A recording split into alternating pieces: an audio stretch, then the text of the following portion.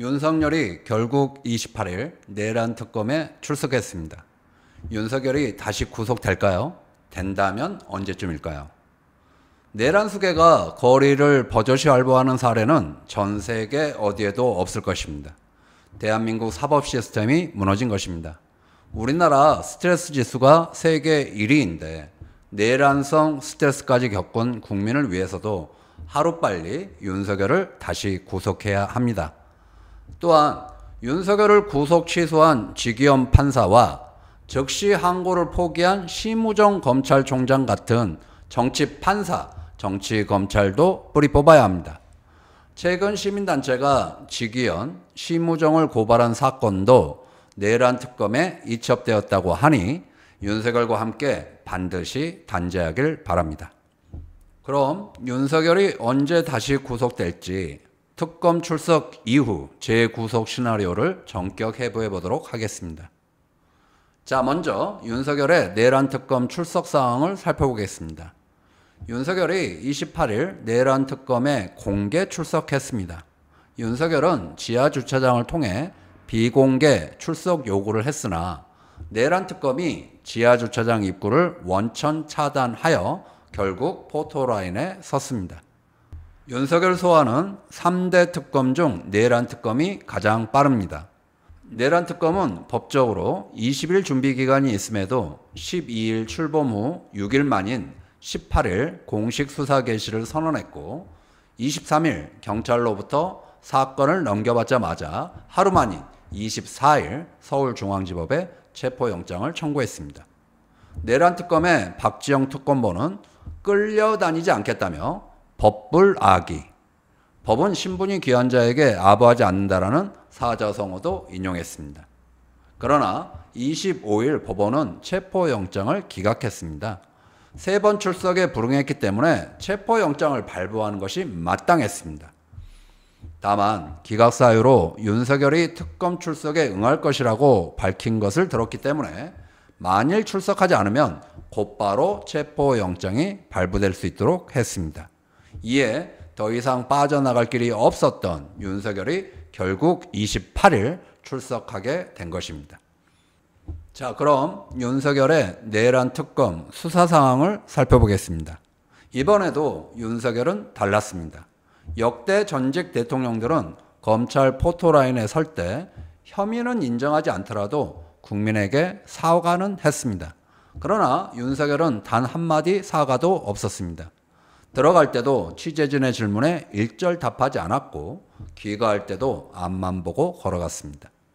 전직 대통령의 첫 조사가 파행을 겪은 것도 사상 처음입니다. 윤석열은 체포방해 혐의로 오전 조사를 마친 뒤 자신을 신문한 박창환 총경의 교체를 요구하며 조사를 거부했습니다. 경찰이 아니라 검찰이 조사하라고 요구했습니다. 지금까지 이런 전직 대통령은 없었습니다.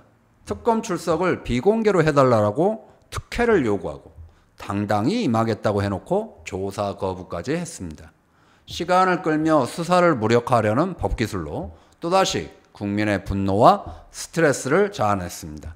용서가 안 됩니다. 윤석열은 조사 시작 15시간 만에 귀가했으나 실제 조사 시간은 5시간에 그치고 말았습니다. 내란 특검은 2차 소환 조사를 30일 오전 9시로 통보했습니다. 그러나 윤석열은 7월 3일 이후로 미뤄달라고 했습니다.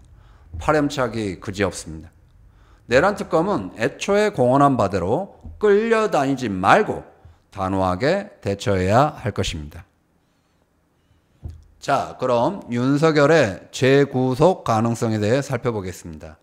2차 조사에서는 1차 조사에서 전혀 신문을 하지 못한 비아폰 정보 삭제 지시 혐의를 비롯해 국무회의 및 외환 관련 혐의에 대해 추가 조사를 진행할 예정입니다. 체포방해 혐의는 박총경이 진행할 수밖에 없다는 것이 특검의 입장이라 윤석열이 이를 다시 문제 삼을 수 있습니다. 비아폰 정보 삭제 지시 혐의나 체포방해, 특수공무집행방해 혐의 등은 체포영장에도 명시된 것들로 윤석열의 재구속과 직결된 사안입니다. 재구속이 가능한 경우는 두 가지인데요.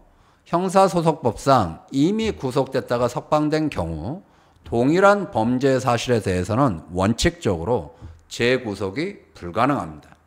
단, 다른 중요한 증거가 새로 발견된 경우에는 예외적으로 재구속이 가능합니다. 가령 비아폰 정보 삭제 지시로 증거인멸 정황이 드러나는 경우에 해당합니다. 또한 이미 기소된 내란과 직권남용 외에 새로운 혐의가 추가될 경우에도 별도의 범죄로 구속영장 청구가 가능합니다. 체포방해, 특수공무집행방해 정황이 드러나는 경우 등입니다. 다만 이미 체포영장에도 명시된 바가 있기 때문에 윤석열은 구속을 피하기 위해 버꾸라지처럼 빠져나가려 할 것입니다.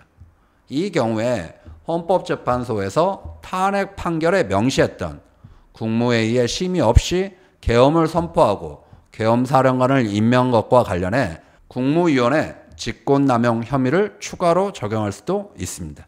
무엇이든 간에 내란 특검은 철저한 수사로 추가 기소와 함께 윤석열을 구속시켜야 할 것입니다. 과거 전직 대통령의 사례를 살펴보면 박근혜는 지난 2017년 3월 21일 14시간 넘게 조사를 받고 피의자 신문 조서를 7시간가량 검토했습니다. 당시 검찰은 박근혜 조사를 마치고 5일 뒤 구속영장을 청구한 바 있습니다. 이명박 같은 경우에도 2018년 3월 14일 조서 열람 6시간을 포함해서 21시간 가까이 조사를 받은 바 있습니다.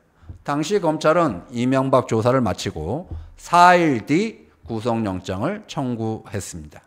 내란 특검도 윤석열에 대해 신속히 조사하여 구속영장을 청구할 것입니다.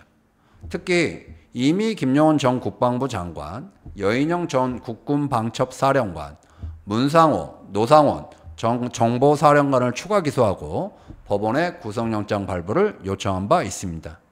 1심 구속기간 만료를 앞둔 이들이 석방 뒤에 증거인멸 등을 할 것을 우려해 이 같은 조치를 취한 것으로 전해졌습니다.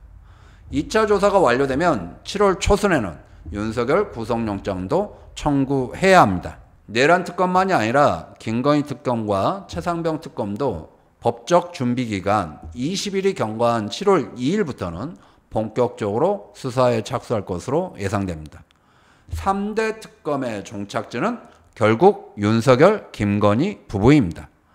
윤석열과 김건희 부부를 구속하여 신병을 확보하는 것이 가장 중요합니다. 불법 개헌과 내란에 대해 국민에게 사과도 없고 진실규명이 아니라 오로지 수사를 방해하여 구속만 피하려고 여념이 없는 내란 수괴에게 관용을 베풀어서는 안 됩니다. 민주주의와 사법정의를 바로 세우기 위해 특검은 즉각 강제 수사에 나서야 합니다. 7월은 윤석열 구속의 시간이 되어야 할 것입니다. 감사합니다.